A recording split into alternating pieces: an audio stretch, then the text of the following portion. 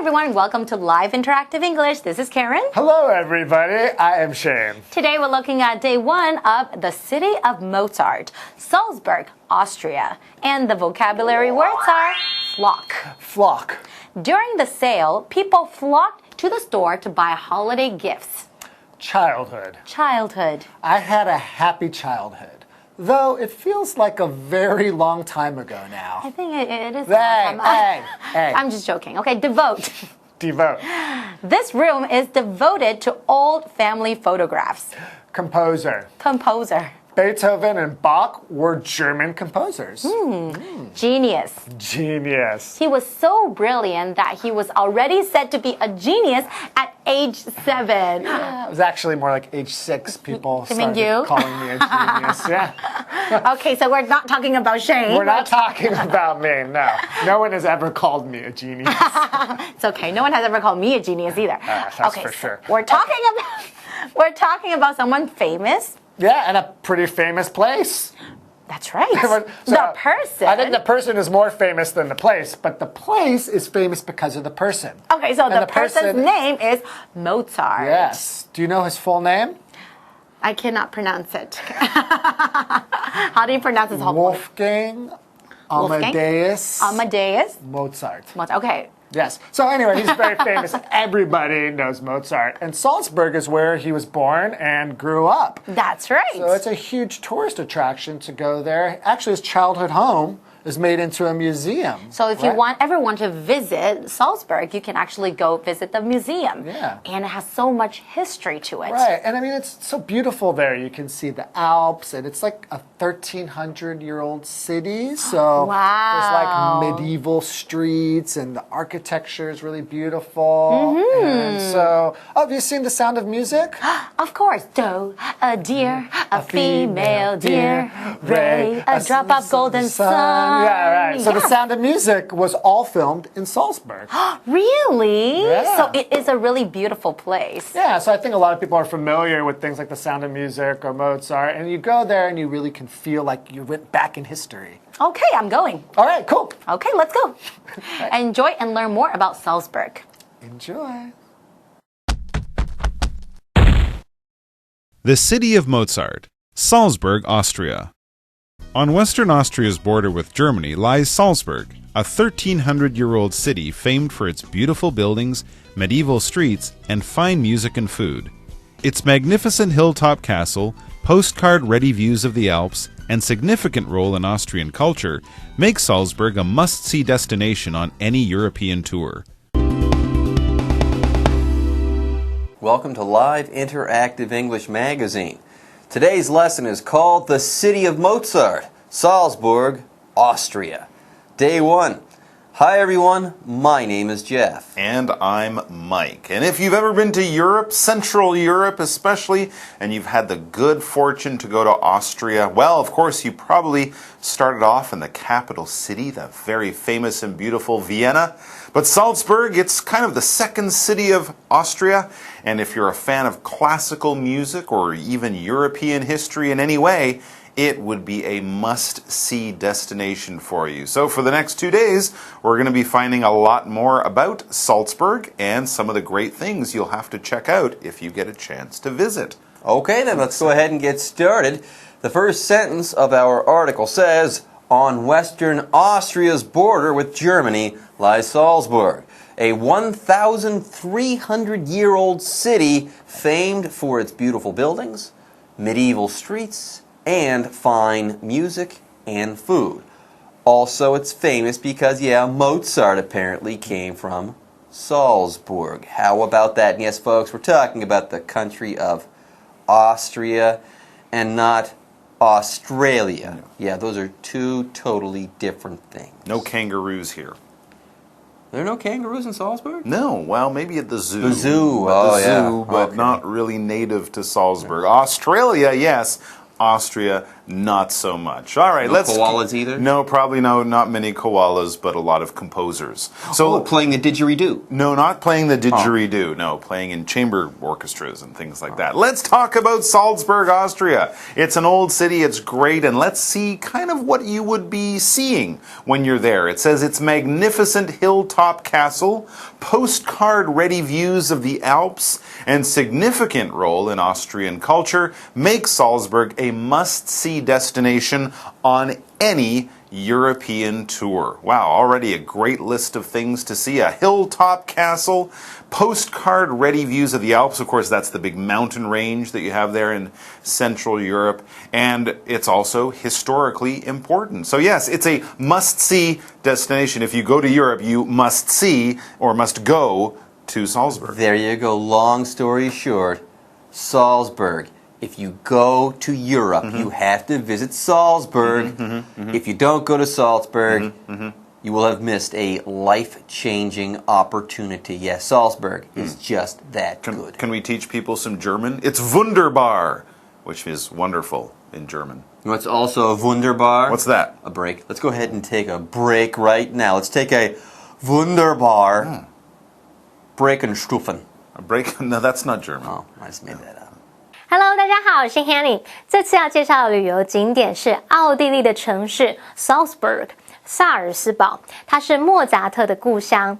老师们开玩笑说，要提醒大家不要把澳洲跟奥地利混淆。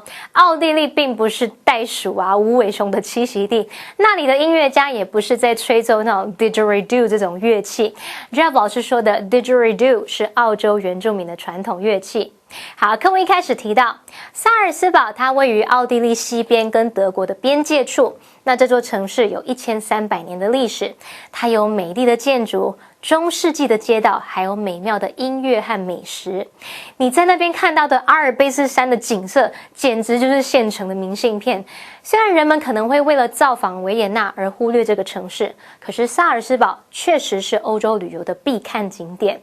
好，文中的 must see 在这边是当形容词来形容必看的。那么 medieval 则是形容中世纪的。解华课文中 The city of Mozart, Salzburg, Austria. Lovers of classical music flock to Salzburg to visit the birthplace of Wolfgang Amadeus Mozart, whose childhood home is now a museum devoted to the composer's life. Visitors are treated to the sight of the musical genius's first violin, given to him when he was only 6 years old.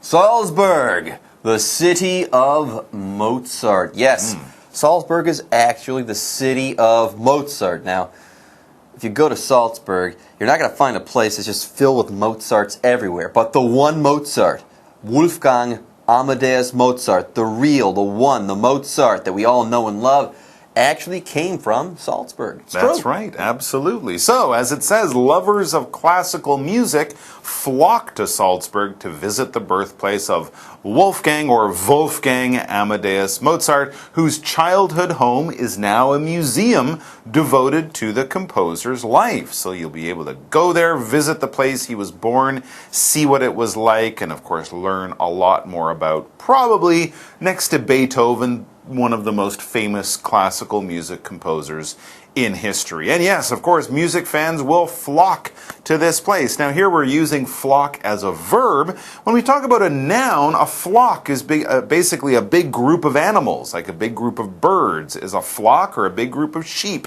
is a flock. But when people flock, when we use it as a verb, it means you're going in a big group. You're going in large numbers. Music fans would flock to the concert hall to see a show. Shopping fans would flock to the department store when there's a big sale. Lots of people going to one place in a group. For example, during the sale, people flock to the store to buy holiday gifts because everyone likes a good deal. Anyway, Salzburg was Mozart's childhood home. And yes, childhood is the next word of the day. It's a noun. Now, when we're talking about childhood, we're talking about a period of time in a person's life. Okay, it's that period of time in a person's life when they're a kid or a child. That's all there is to it. For example, I had a happy childhood though it feels like a very long time ago now. Yeah, when I was a kid. That was a long time ago, that period of time. And that period of time, like I said before, is just called your childhood. When you're a kid, okay, that you can call that period of time you spent as a kid your childhood.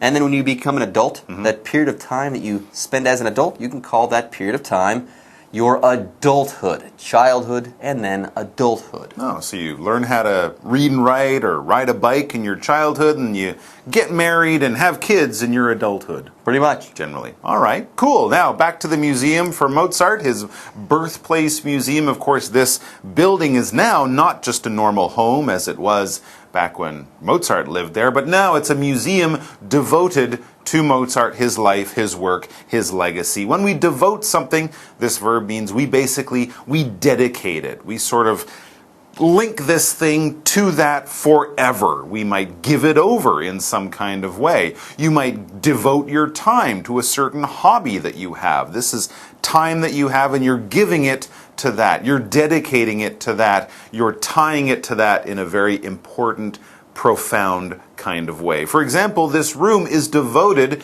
to old family photographs. I could do anything in the room, but the room has been given over. I've sort of promised it. It has a very strong connection to family photographs, and that's what I put in there. That's what it's devoted to. That's the only thing he puts in that room. It's the only old thing. Family photographs. Nothing else can hundreds. go in that room. They're great. They're important. That's why I'm devoting one room to it. That's why people would devote a home to a famous person if they were born there. It's a museum now. That's what it is. Remember, guys, Mozart, he was a composer. Yes, he was. Okay? He wrote music. Yes, in this particular situation, a composer is a person who writes music or who composes music. Yes, composer is the noun. Compose is the verb. For example, Beethoven and Bach were German composers. Yeah, Mozart, Beethoven, Bach, Brahms, Mahler, they're all composers. They're all people who write music, or who wrote music, I should say. Absolutely. Just like Taylor Swift. Yeah. Bach, Brahms, Mozart, Mahler, and Swift. It's true, though. Often when we say composer, we're talking about classical music. Taylor Swift, we would probably call her a songwriter, not a composer. Some people might say that. Anyways, let's get back I call her a hack. Let's get back to the article. We'll talk about her later. Visitors, it says, visitors to the Mozart Birthplace Museum. Visitors are treated to the site of the musical genius's first violin. Wow. Given to him when he was only 6 years old. Very famously, he was a child genius, and he was playing music when he was even younger than that. I think he composed his first symphony at 7 years old or something like that. Yes, of course, he was a genius, both as a child and as an adult. That's why he's still famous today. A genius, this noun, basically means someone who is very smart or very talented in an almost unbelievable way. They could have been born a genius, or they could have developed their mind and their brain and their talent at a later date. But, you know, some of the people we would call geniuses would be Da Vinci, Einstein, Mozart, people like that. You could even say that, you know, Michael Jordan was a genius at basketball or something like that. You don't just have to be using only your brain, but they're amazingly talented to an almost unbelievable level. For example, he was so brilliant that he was already said to be a genius at age 7. That's pretty smart. That's pretty brilliant. Pretty talented. Anyways, folks, with that, it's time for us to take a break. But don't go away. We'll be right back after this. 萨尔斯堡是莫扎特的出生地，那喜爱古典乐的人都会蜂拥而来，要参观他的故乡。莫扎特以前童年时期的家，现在就是专门用来纪念这位作曲家的一生的博物馆。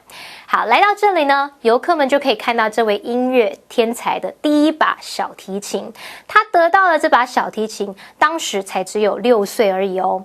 这边有5个单字，第一个单字是 flock。flock 当动词表示蜂拥或是聚集，那它也可以当名词来表示飞禽或是牲畜的一群，像 a flock of birds 是表示一群鸟， a flock of sheep 表示一群羊。第二个单字是 childhood 表示童年，那 Jeff 老师说的 adulthood 则是指成年。好，第三个单字 devote devote 是动词，表示把什么专用于什么，或者是将什么奉献给什么。那常常用被动语态 be devoted to 加上名词，就是指专用于某事物，献给某事物。好，刚刚 Mike 老师在解释单词时提到 dedicate 这个动词 dedicate dedicate 后面也常常搭配 to 来表达奉献给什么，把时间精力等等用于什么什么。好，第四个单字来看 compose 这个动词，它表示创作，像是诗曲写作等等的创作。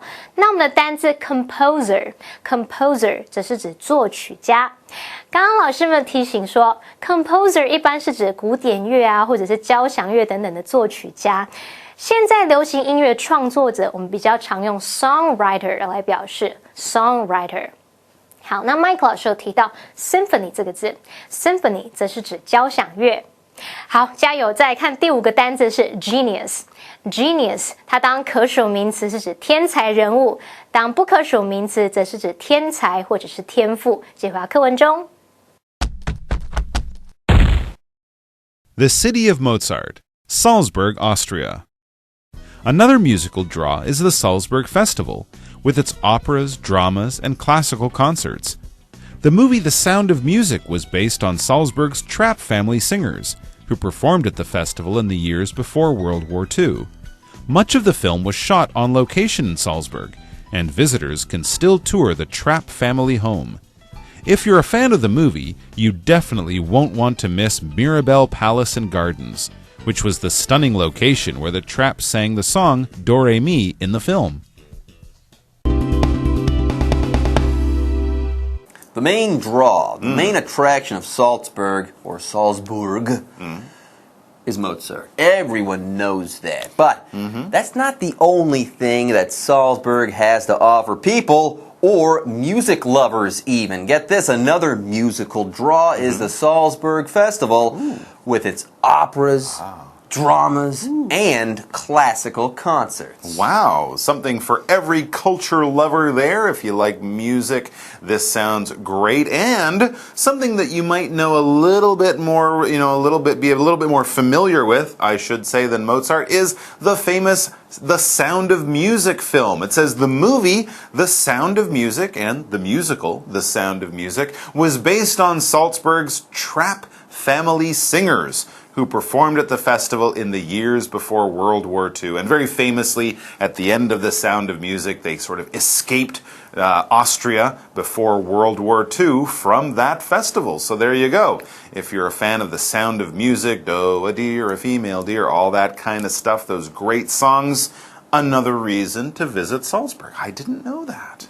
I didn't know that either. I just watched that movie the other day, too. Really? It's a classic. It's a classic. All right, folks, let's go ahead and move on, okay? The next sentence says, much of the film was shot on locations in Salzburg. I'm going. And visitors can still tour the Trapp family home. Wow, if you've ever seen the film, it is a beautiful location. The mountains, the old buildings.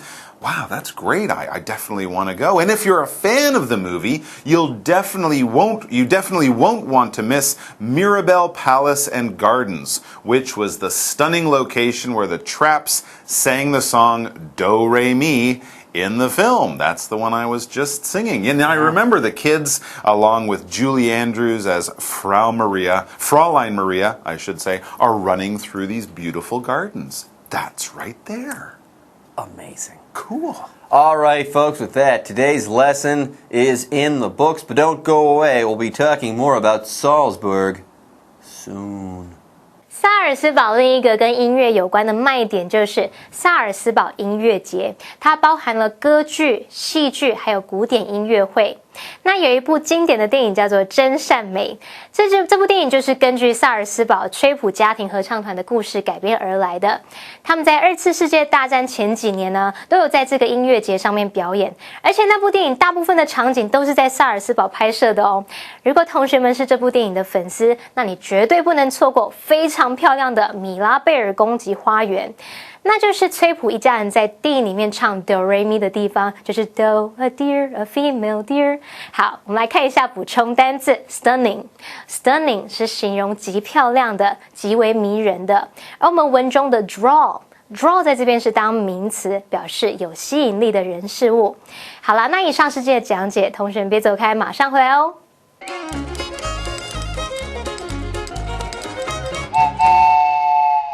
大家好，我是 Hanny。在今天的课程中，我们要介绍4个文法重点。第一个是地方副词或地方副词片语移到句首的倒装句。第二个是 be famed for something。第三个是 treat somebody to something。第4个是授予动词 give 的被动句。首先，我们来学习地方副词或地方副词片语移到句首的倒装句。要强调表示地方的副词或是副词片语，或是主词有修饰语的时候，我们可以将副词或副词片语移到句首来做强调。那这时候后面的主词和动词要倒装。那我们来看句型会更清楚。直述句的时候，句型是主词加动词加地方副词片语。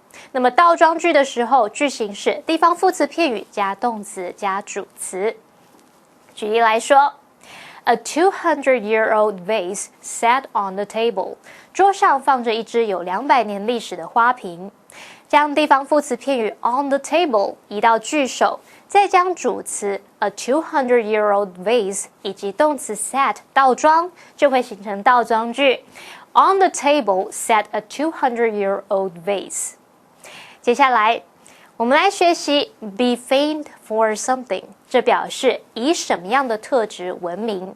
其中的 famed 它是形容有名的或是著名的，意思就跟 famous 或是 well known 相同。例如 The city is famed for its beautiful beaches. 这个城市以美丽的海滩闻名。最后我们来学习 treat somebody to something， 这表示招待某人享受某事物。如果是用被动语态表达，那么句型是 somebody be treated to something。例如 Her parents treated us to lunch. 她爸妈请我们吃午餐。再看个例句 Each guest will be treated to a glass of champagne on arrival. 每一位宾客在抵达的时候都会被招待一杯香槟酒。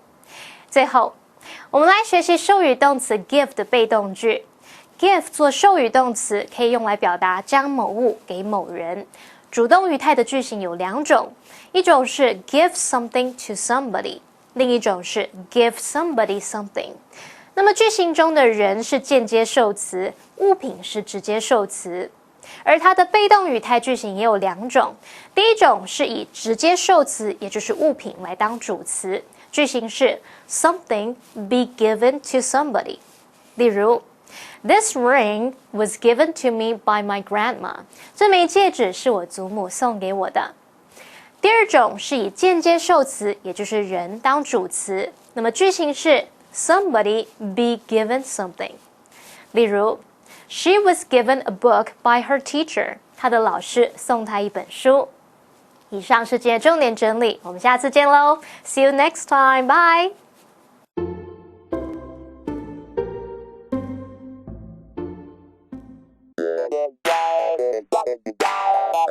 欢迎收看《就爱讲英文》，我是悠悠，我是 Jay。通常我们在开完同学会，尤其是这种5年、10年、很多年不见的同学，我们会跟他们好好的要保持联络，或是你跟那久别重逢的亲戚再次相逢。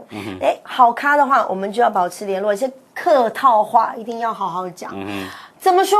怎么说呢？你可以说啊，可以再重逢，真开心啊 ！I'm so happy we were able to reconnect。I'm so happy we were able to reconnect。这个 reconnect 有这个电话再次接通的意思，本来断掉然后又接通 ，reconnect 就是再次搭上线啦。嘿，可是你说 me too 用烂了，还可以怎么说？我也很开心嘛，哈 ，I feel the same way。I feel the same way。我嘛是安内感觉 I feel the same way。好，那既然这个难得相聚，对不对？好，就是一定要好好的保持这个联络哦。好，所以呢，在哈拉完之后，你就可以说 Let's keep in touch。Let's keep in touch. Let's stay in touch. Let's stay in touch. 或者是呢，你要确保上，一定要联络。一定哦。Be sure to stay in touch. Be sure to stay in touch. 就一定要跟我保持联络。嘿， Call me. 还有呢你还可以说 Be sure to draw me a line. Be sure to draw me a line. 这 draw me a line 呢，字面上的意思呢就是 drop 丢嘛，对不对？ A line 是什么 ？A line of text 就是一行字，丢到哪里？丢到 mailbox 里面。好，那字面上就是你要写信给我，你要传讯给我啦。好，那到后来呢，会变成什么意思？就是要跟我联络，就是 contact me 的意思。Contact me. Contact me 哈，它就等于 be sure to drop me a line，就是要联络啦，不一定要传讯哈。那我还想说，我们真的要找时间好好聊一下，八卦要赶上进度。赶上进度，那你就说 We should definitely catch up sometime.